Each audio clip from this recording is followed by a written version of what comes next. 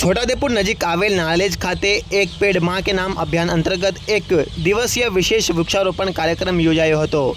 દેશના વડાપ્રધાન શ્રી નરેન્દ્રભાઈ મોદીના ગત 5 જૂન વિશ્વ પર્યાવરણ દિવસે એક પેડ માં કે નામ અભિયાન શરૂ કરાવીને લોકોને માતાના નામનું વૃક્ષારોપણ વાવવા માટે આહ્વાન કર્યું હતું, જેની પાછળથી ઉદ્દેશ સમગ્ર દેશને હરિયાળું બનાવવાની છે, પ્રદૂષણ સામે લડવાની છે। આ અભિયાન અંતર્ગત છોટાઉદેપુર જિલ્લાના નાલેજ ખાતે સાંસદ જશુભાઈ રાઠવા, જિલ્લા પંચાયત પ્રમુખ મલકાબેન પટેલ સહિતના મહાનુભાવોની પ્રેરક ઉપસ્થિતિમાં વન વિભાગ દ્વારા એક દિવસીય વિશેષ વૃક્ષારોપણ કાર્યક્રમ યોજાયો હતો।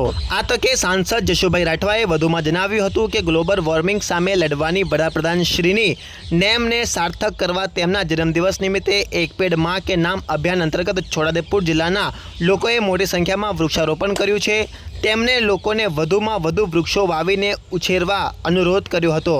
આ કાર્યક્રમમાં સાંસદ જશુભાઈ રાઠવા, જિલ્લા પંચાયતના પ્રમુખ મલકાબેન પટેલ, તાલુકા પંચાયતના પ્રમુખ કલ્પનાબેન રાઠવા, નાયબ વન સંરક્ષણ VM દેસાઈ, વન વિભાગના અધિકારીઓ, કર્મચારીઓ, અગ્રણીઓ દ્વારા મોટી સંખ્યામાં વૃક્ષારોપણ કરવામાં આવ્યું હતું।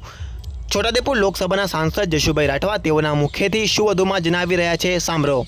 દેશના યશસ્વી વડાપ્રધાન અને ગુજરાતના પનોતા પુત્ર શ્રી નરેન્દ્રભાઈ મોદી સાહેબનો આજે 74મો જન્મદિવસ છે, ત્યારે છોટાઉદેપુર જિલ્લાની અંદર આજે 600 કરતાં વધારે ગ્રામજનો, વનકર્મીઓ અને આદરણીય આગેવાનો સહિત એક પેડ માં કે નામ રોપવા માટે, અહીંયા ઉગાડવા માટે ઉપસ્થિત થયા છે। ત્યારે આપ જોઈ શકો છો કે આ ગ્લોબલ વોર્મિંગને કંટ્રોલમાં કરવા માટેની આદરણીય નરેન્દ્રભાઈ મોદી સાહેબની જે નેમ છે એને પૂરી પાડવા માટે છોટાઉદેપુરના તમામ જનતા એમાં કટિબદ્ધ છે।